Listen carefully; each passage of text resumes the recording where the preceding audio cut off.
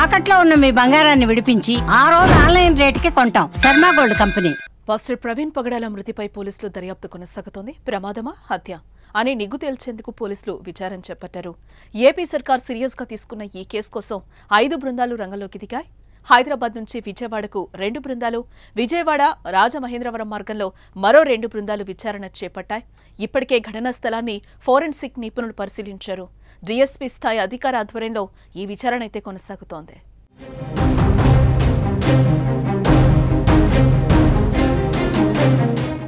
మరోవైపు ప్రవీణ్ కుటుంబ సభ్యులను పోలీసులు విచారించి వారి స్టేట్మెంట్ను కూడా రికార్డ్ చేశారు.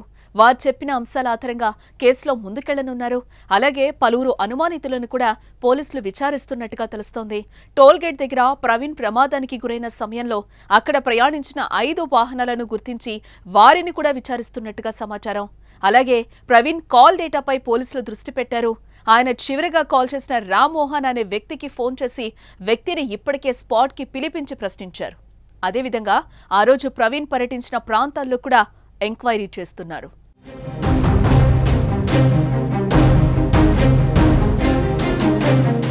తూర్పుగోదావరి జిల్లా రాజానగరం పోలీస్ స్టేషన్ పరిధిలోని జాతీయ రహదారిపై కొంతమూరు దగ్గరున్న నయారా పెట్రోల్ బంకు దగ్గర మార్చి 24 రాత్రి 11:42 జరిగిన రోడ్డు ప్రమాదంలో పాస్టర్ పగడాల ప్రవీణ్ కుమార్ మృతి చెందారు.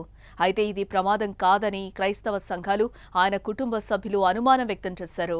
ఆయన ఒంటిపై దెబ్బలుండడం, ఘటనా స్థలిలో సీన్ అనుమానాస్పదంగా కనిపించడంతో హత్య అనే ఆరోపణలు వచ్చాయి. దీంతో పోలీసులు వారి ఫిర్యాదుపై దర్యాప్తు ప్రారంభించారు.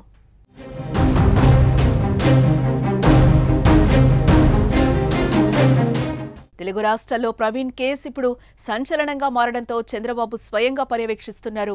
మృతిపై అనుమానాలు వస్తున్న నేపథ్యంలో డీజీపీతో మాట్లాడి కేసు వివరాలు తెలుసుకున్న చంద్రబాబు దర్యాప్తు పురోగతిని కూడా సమీక్ష చేస్తున్నట్లుగా తూర్పుగోదావరి జిల్లా ఎస్పీ నరసింహం కిషోర్ తెలిపారు. అలాగే ఈ కేసుకు సంబంధించి పుకార్లు, అసత్యాలు ప్రచారం చేయొద్దని ఆయన సూచించారు. శాంతి భద్రతలకు విఘాతం కలిగించే పోస్టులు పెడితే కేసులు తప్పవని హెచ్చరించారు. ఈ కేసుకు సంబంధించి ఎవరి దగ్గరైనా ఆధారాలు ఉంటే కొవ్వూరు డీఎస్పీకి అందించాలని తెలిపారు.